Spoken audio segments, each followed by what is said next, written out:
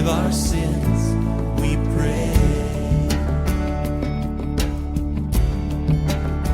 Hear our song as it rises to heaven. May your glory fill the earth. If you are a pastor of the congregation, and then the Lord is not calling you to give you an assignment, then you have to go to UK, for instance. You want to spend 10 years there. If you move today, you just move from there. Everything will be taken care of, your clothes, whatever, there. And you move today. After 10 years, when you return, how will you be the church?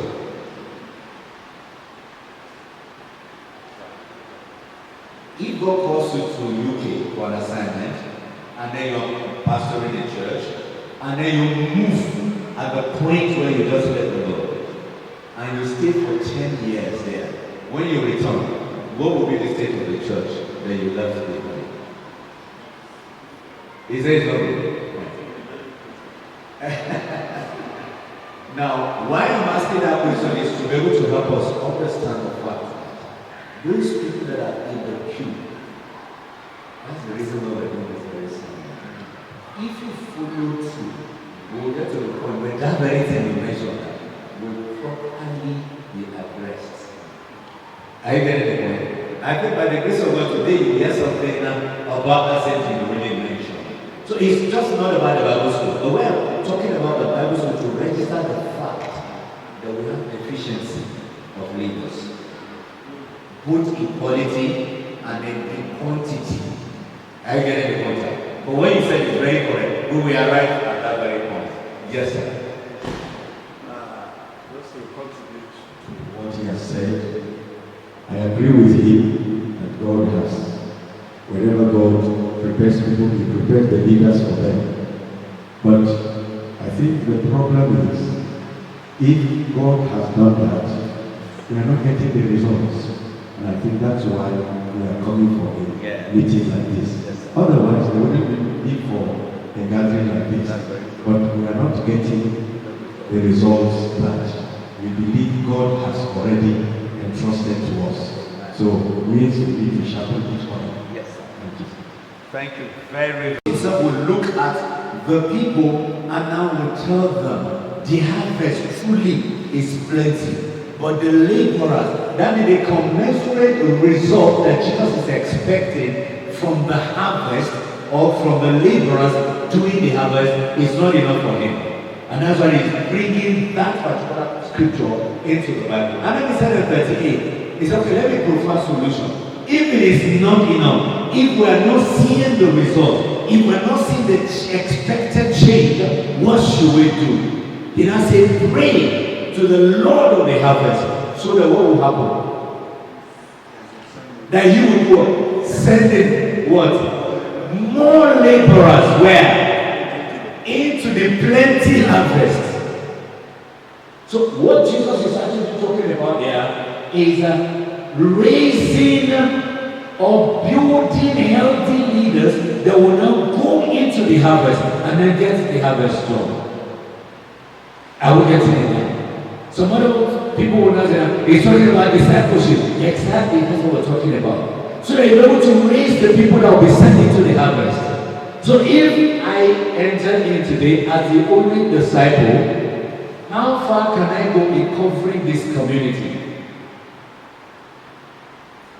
And are there no other people there? They are. But it's not just anyhow kind of person, like you have mentioned. Someone who has been trained, someone who has been equipped, someone who has been discipled. Now that's the kind of person that if you go about that, then you're able to release the same person. And the person does exactly what you are doing. Or else you will send him. And what will he become? A wolf. And then he will eat the people he's actually sent to be able to get. Hallelujah. Amen. Praise the Lord. Learning from history, there has been great revival that has happened in the past, where people dropped everything they were doing and they rushed to God. They came to God. But because of this that we are talking about, the revivals are nowhere to be found. The Welsh revival, is it there now? The revival that hit Nigeria in the 70s. Amen. So if we have people who have actually witnessed that revival, to want to stand today and to tell us about that revival, what do you think will happen? We'll just say, okay, tell us what happened there. Into others. Lord help me. I have not done that. Lord help me. But I'm also repenting at this point. The Lord, I will go back and raise people. I want you to hold the hand of your partner, your prayer partner. Pray for that partner, for the grace that will actually be upon him. Pray for the grace of God that will be increased upon his life, so that he can stand after he is being raised, that he will also raise others. It is not just enough to be raised, it is enough to raise others who will also go and raise others, who will keep raising others. It is not just enough to come to church and just sit down. It is, God is expecting us, after we have been raised, we will go and train others and then raise others. Lord, help my brother, help my sister. There are which we have neglected that we will give attention to this season.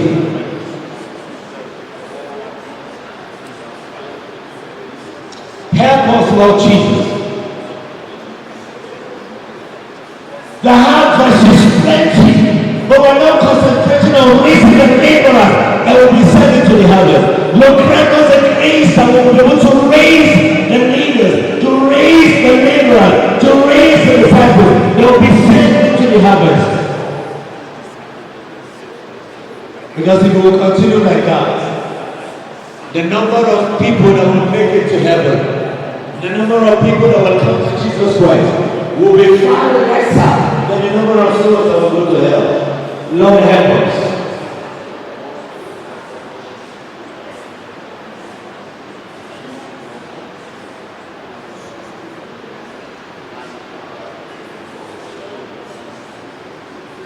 In Jesus' name, Father, we thank you and we give you praise.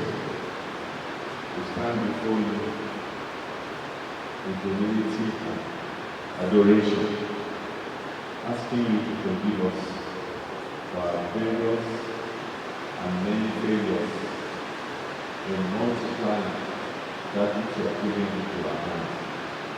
We ask that you will grant us grace to depend upon you, to lean upon you. And the component of leadership development, we said we have one is what? One is what? The goal. I'll still say it again. The component of leadership development, one is the goal, two is what? The process, and then three, the design. These are the three components of leadership development. The goal, the process, and the design. Now, if you want to develop a healthy leader, what are the elements of your goal? What are the ingredients that is in the goal, which are going to serve as indicators for you to know that this leader is a healthy leader or not? And this element is what we're going to look at. So we're going to pick one of the components, which is the goal. And then we're going to dissect the goal to look at each element of the goal. Praise the Lord. And the way we're going to look at it is, we're going to look at it from the scripture. From the scripture. So let's look at the goal, which we call it transformational goal. We have,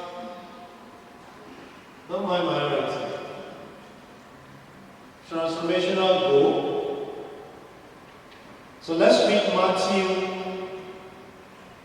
22, verse 35 to 40. 45.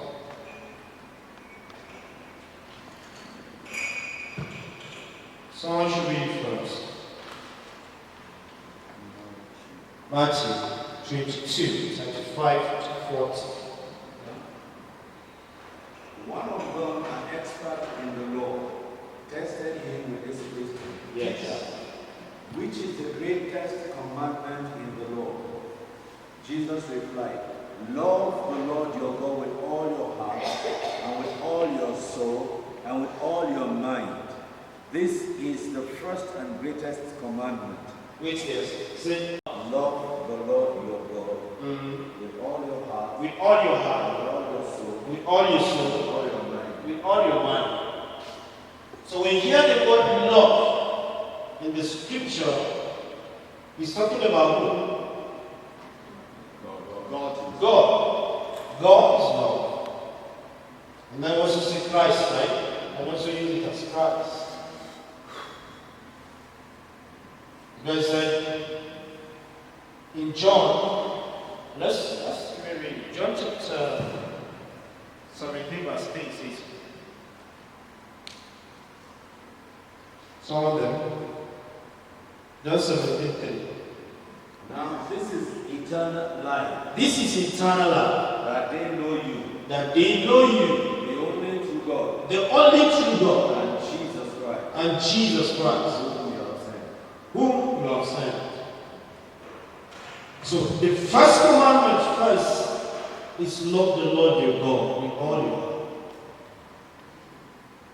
And he said, eternal life is actually knowing God and Jesus Christ, whom you have sent. So the healthy leader, first of all, is a leader that is connected to Christ. A leader that loves God with all his heart. That is the way you know a healthy leader. Someone that knows God. Someone that is connected to God. You remember when we were talking about the nature of Jesus' ministry in the morning? How did he become a great and effective leader here when he was here on earth? We said it's his relationship and dependence with the Father. We bring out some things that we find out that he has a communion with the Father. He has a fellowship with the Father. So from there, we now got to this place. By knowing that to be a healthy leader, you must love God. In loving God means that when you have a relationship with Him, you have a communion with Him, and you grow in Him. And you remember Christ also said He is the vine, and we are the branches. So we have to abide in Him. So first thing first, as a leader, which is the first thing in our goal, is Christ. Knowing Him. And that is our eternal life. Christ. The first element of our goal is Christ. Is that leader really know Christ? Because if you does not know Christ, that means he needs to know Christ for him to be a healthy leader. Second part of that, verse 6. The second commandment. Verse 39. And That's the nine. second is like it. Okay. Love your neighbor as yourself. Love your neighbor as yourself. All the law and the prophets hang on these. Everything, the law and the prophet hang on the two commandments. Love the Lord your God with all your heart. And I said, love your neighbor as yourself. So who is my neighbor? That is the question I was asking. Who is my neighbor? He started giving them the story of the Samaritan. But let me ask you now, who is your neighbor? If you're married, who is your first neighbor? The most closest neighbor to you? Your spouse. And then you have children. They are part of it. Then you need to think of your extended family. They are part of it. So when you have your neighbor, your extended family, your co-workers in the office, it's more than just what we call one neighbor, right? Now we have plenty neighbors. So we have plenty neighbors. What do we call them now? Community. Because it's a large family now.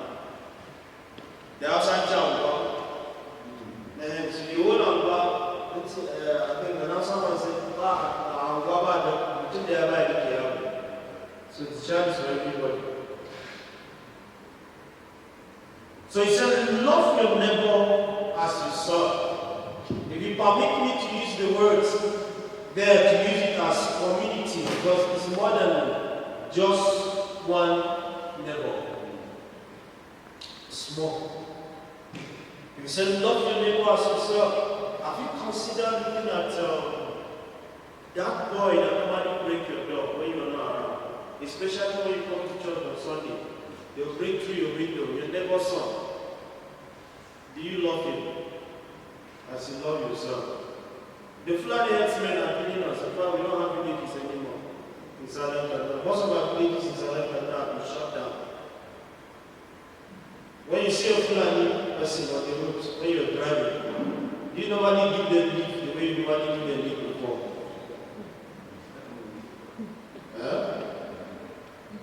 You know, before in the bush, you just see a Fulani man coming out of the bush and he's stopping a car. And car will stop and pick him. But you don't know, even passenger car don't stop.